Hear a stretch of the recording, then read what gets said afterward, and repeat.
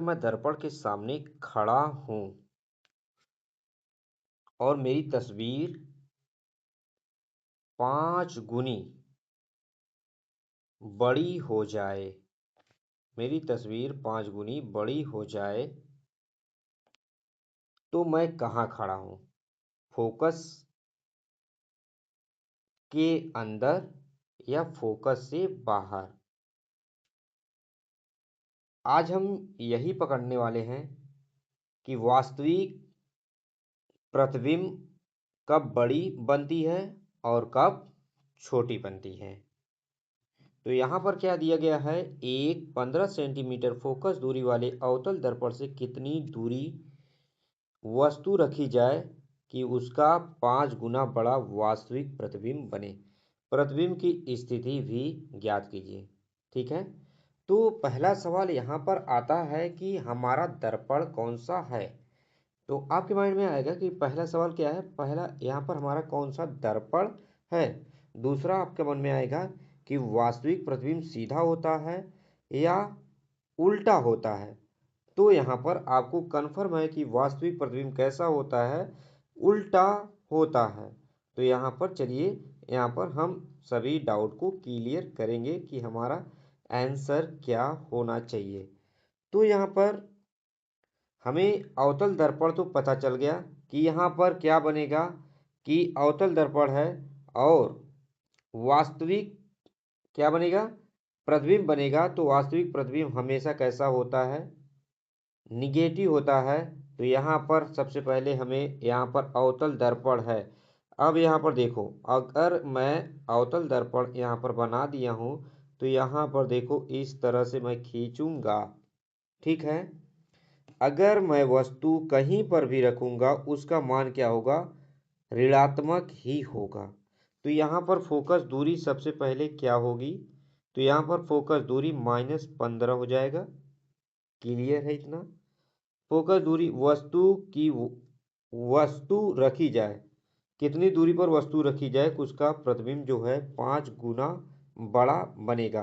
तो यहाँ पर क्या मान दिया है, यम का मान दिया है, बता रहा है कि यहाँ पर क्या है, 5 गुना बड़ा। ठीक है, तो यहाँ पर देखो आधा सवाल यहीं पर क्या होता है, क्लियर हो जाता है। अगर हमने यहाँ पर सही से समझ लिया तो सवाल आधा तो हमारा यहीं पर ख़त्म हो जाता है। तो अब हमें फार्मूला क्या लगाना है, यहाँ पर हमें ये देखना है कि हमारा फार्मूला जो होता है यम बराबर क्या होता है, -v/u होता है। तो यहाँ पर यम की जगह क्या रखना है, हमें यम की जगह पर हमें -5 रखना है। तो यहाँ पर -5 और यहाँ पर क्या रखेंगे, अब यहाँ पर -v/u रखेंगे। तो हमारा क्या आंसर आएगा, यहाँ पर देखो माइनस माइनस से कट जाएगा, v बराबर हमारा क्या आ जाएगा, 5u आ जाएगा। ठीक है, v बराबर हमारा क्या आ जाएगा, 5u आ जाएगा।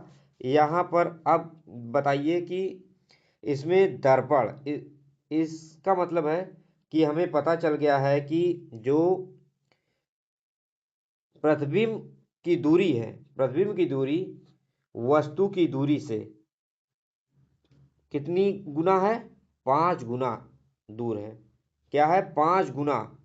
ठीक है, तो प्रतिबिंब कितनी दूरी पर है हमारा वस्तु, यहाँ पर पता चल गया है कि 5 गुने पर है।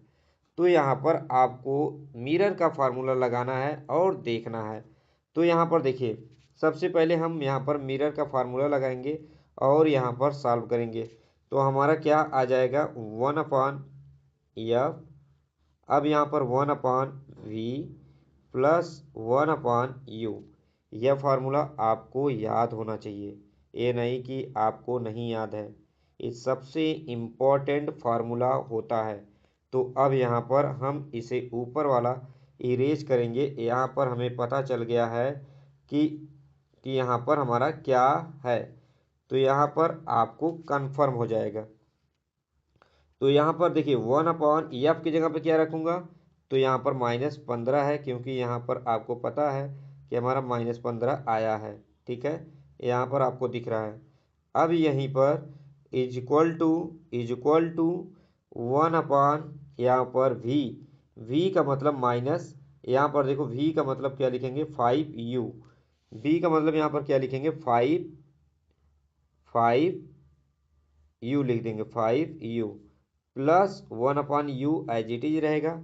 अब यहाँ पर क्या करेंगे, हमने मान को रख दिया, अब इसे क्या करेंगे इरेज करते हैं और यहाँ पर देखिए क्या होगा, तो 1/, यहाँ पर हो जाएगा 1/-15 और यहाँ पर हम लेंगे एलसीएम, तो कितना एलसीएम हमारा होगा, तो यहाँ पर 5u हो जाएगा और यहाँ पर कितना होगा हमारा, देखिए u से u कैंसिल हो जाएगा, 5 से 5 तो यहाँ इसका मतलब 1 आएगा और यहाँ पर आएगा प्लस u से u कैंसिल होगा, यहाँ पर 5 आ जाएगा।